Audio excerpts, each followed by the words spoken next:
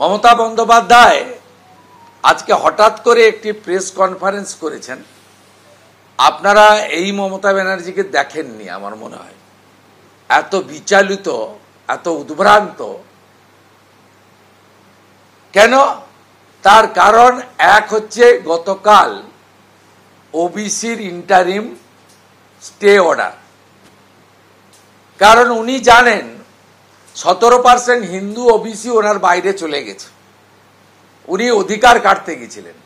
আবার অন্যদিকে প্রায় 2 কোটির কাছাকাছি মুসলমানকে যে টুপিটা পরাতে গেছিলেন যে তোমাদের আমি চাকরি দিতে না পারি, শিক্ষা দিতে না পারি, স্বাস্থ্য দিতে না পারি, পরিযায়ী শ্রমিকের তকমা ঘুচাতে না পারি, তোমাদেরকে একটা করে ললিপপ দিয়েছিলাম ওবিসির সার্টিফিকেট, এটা আমি বিজেপির সঙ্গে লড়ে তোমাদেরকে আদায় করে দেব। এখন তো মমতা বন্দ্যোপাধ্যায়ের যা অবস্থা হলো, আমাদের গাঁয়ের কথা আছে, জালও গেল গামছাও গেল। অর্থাৎ 17% হিন্দু ওবিসি, মাইশ্য সমাজ, কুর্মী সমাজ, যাদব সমাজ, আগরি সমাজ, তিলি তেলি, কুম্ভকার, স্বর্ণকার, মালাকার, নাপিত, এরা তো গেলই, এরা বুঝে গেছে।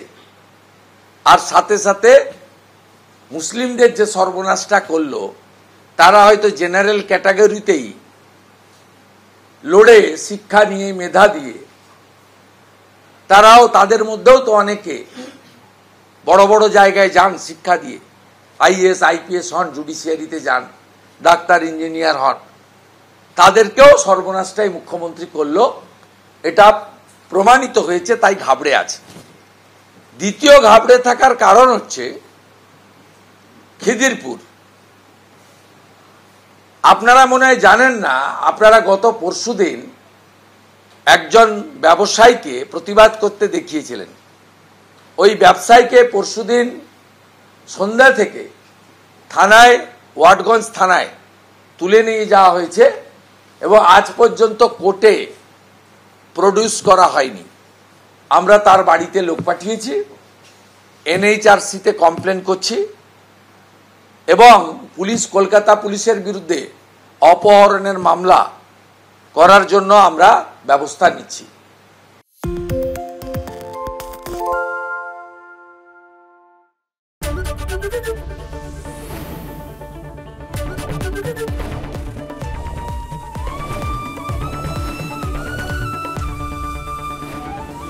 এবিপি আনন্দ, এগিয়ে থাকে, এগিয়ে রাখে।